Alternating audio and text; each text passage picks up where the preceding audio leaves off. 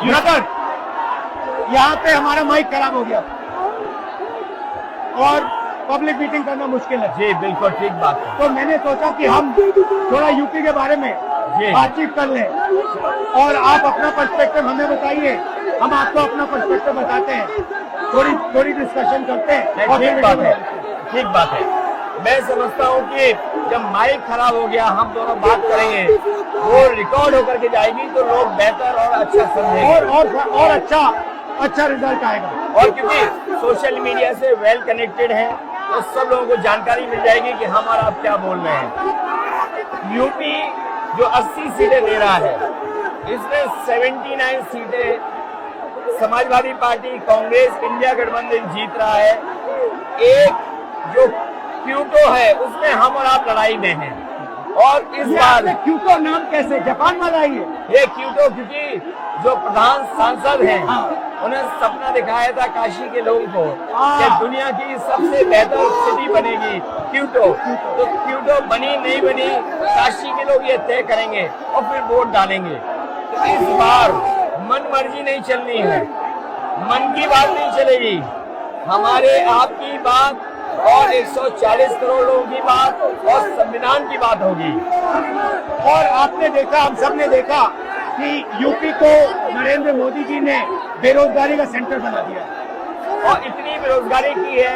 ये जितने बच्चे दिखाई दे रहे हैं ये दिखाओ, वो लोग हैं दिखाओ जो अग्निवीर या पेपर लीक जिसकी वजह से इन्हें नौकरी नहीं मिली है और ये सब रोजगार नौकरी चाहते हैं।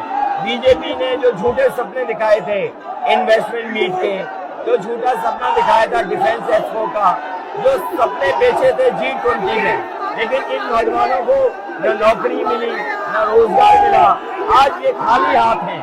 तो इसलिए हमें और आप मिलजुल के जो आपने कहा, जो इंडिया गठबंधन कह रहा है कि 30 लाख बच्चों को नौकरी दी जाएगी, उस दिशा में हम लोग काम करेंगे। और पहली नौकरी पक्की स्कीम जिसके माध्यम से हर ग्रेजुएट को नौकरी का अधिकार, बेहतरीन ट्रेनिंग और बैंक अकाउंट में 1 लाख रुपए साल के। आपने नोट किया कि मोदी जी खटाखट बोलने शुरू कर दिए। ये आपके खटाखट के बाद वो रटारट खटाखट कर रहे हैं।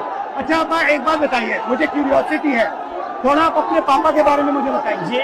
मुलायम सिंह यादव जी के बारे में बताइए। आपने उनसे क्या सीखा? नेताजी और उनके साथ के लोग बिल्कुल जमीनी राजनीति करते रहे। हालांकि नेताजी कुश्ती, पहलवान और गाँव के थे। करते हो कुश्ती? नहीं, मैं कुश्ती नहीं कर पाया जीवन में, क्योंकि मैं मिलिट्री स्कूल में चला गया तो कुश्ती नहीं कर पाया। लेकिन नेताजी इसीलिए धरती पुत्र बोले गए कि वो जमीन की बात को समझते थे। धरती पर जो लोग हैं उनकी क्या भावना है उसको लेकर के वो आगे बढ़ाना चाहते थे। और आपका इस क्षेत्र से और इस शहर से आज का लगाव नहीं है, न जाने कितने सालों पुराना लगाव है। जो इमोशनल कनेक्ट आपका इस शहर और शहर से है वो शायद और किसी राजनीतिक परिवार का नहीं होगा। तो नेताजी से उनका हार्डवर्क और अपने लक्ष्य के लिए लगातार काम करते रहना, जो गैर बराबरी की लड़ाई डॉक्टर राम मनोहर लोहिया यहीं लड़े थे। हालांकि हमारी आपकी विचारधारा की यहाँ टकराव रहा, लेकिन हमारे व्यक्तिगत या जो सिद्धांत में कभी समझौता नहीं हुआ। सिद्धांत को लेकर के हमने आपके साथ खड़े हुए और कई बार खड़े हुए, और आपकी भी पार्टी सिद्धांत से बहुत करीब रही समाजवादियों के। बट मुझे लगता है कि अब एक नई तरीके की पार्टनरशिप बन रही है, क्योंकि जो इस बार हमारा कोऑपरेशन है, शायद पहले ऐसा कोऑपरेशन नहीं हुआ। मतलब बिल्कुल सब जुड़ गए। सबसे अच्छा ये है कि जितना उन्होंने कहा 2 लड़कों की जोड़ी, उतना युवा आपसे, हमसे, इंडिया गठबंधन से और जुड़ गया। तो ये नेचुरल अलायंस है, और नेचुरल अलायंस इसलिए लोग महसूस कर रहे हैं कि वो चाहते हैं कि नौकरी और रोजगार मिले, नौकरी और रोजगार मिले। तो ये बड़ी भावना है कि हमसे आपसे ये यूथ कनेक्ट कर रहा है।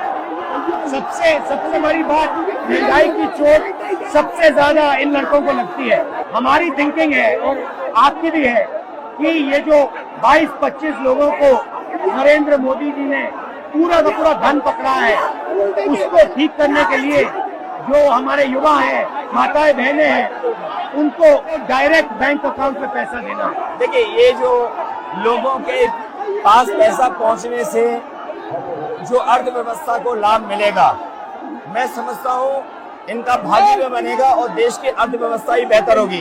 ये जरूरी स्कीम है कि इनके अकाउंट में पैसा पहुंचे, जिससे थोड़ा बहुत जीवन स्तर इनका भी अच्छा हो। नरेंद्र मोदी जी डिबेट से क्यों डरते हैं? क्योंकि वो सच का सामना नहीं करना चाहते, पूरा उनका झूठ का गुब्बारा है। वो बीजेपी और बीजेपी के लोग मन मर्जी से चलते हैं, अपनी मर्जी से चलते हैं और उनको लगता है कि डिस्कशन की कोई जरूरत नहीं है, क्योंकि वो सब कुछ जानते हैं। डेमोक्रेसी में जितना डिस्कशन होगा, जितने विचार एक दूसरे को हम सुनेंगे और एक दूसरे पे भरोसा करेंगे, उतना हमारा लोकतंत्र मजबूत होगा। ये बीजेपी के लोगों ने न केवल हमारी जान को खतरा पैदा किया है, बल्कि लोकतंत्र को भी और संविधान को भी खतरा पैदा कर रहे हैं। और इसका नतीजा दिख रहा है कि चाइना हमारी जमीन के अंदर आ गया, ये बेरोजगारी बढ़ती जा रही है, जो प्रोडक्शन होता है वो नहीं हो रहा है, और पूरा का पूरा एक्सटॉर्शन, ईडी, सीबीआई, ये लोग मतलब एक्सटॉर्ट कर रहे हैं। कई बार सुनने को मिल रहा है और सरकार स्वीकार नहीं कर रही है, लद्दाख की हमारी सीमाएं सुरक्षित हो गई, और अरुणाचल के आसपास या सीमा जो चीन से छू रही है वो बहुत असुरक्षित है। तो चीन से जहां हमारा सीमाओं का खतरा है, वहीं चीन से हमारे बाजार को भी खतरा है। तो कहीं न कहीं हम लोगों को अपनी मैन्युफैक्चरिंग इकोनॉमी और मैन्युफैक्चरिंग इकोनॉमी को बढ़ावा देना पड़ेगा। और ये जो स्कीम्स है, पहली नौकरी पक्की और महालक्ष्मी, ये मैन्युफैक्चरिंग सिस्टम को, इकोनॉमिक सिस्टम को जंप स्टार्ट करने के तरीके हैं। ये बहुत अच्छा जंप स्टार्ट होगा। इसको अगर फोकस होकर के IIT, पॉलिटेक्निक, इंजीनियरिंग कॉलेजेस को, इन सबको इकोसिस्टम में ला करके, मैं समझता हूँ युवा नौजवानों को अच्छी नौकरी और रोजगार मिल पाएगा। और हमारा लक्ष्य है कि सब, हर जात को भागीदारी मिले, स्पेस मिले, हर इंस्टीट्यूशन में, बिजनेस में, एजुकेशन के सिस्टम में।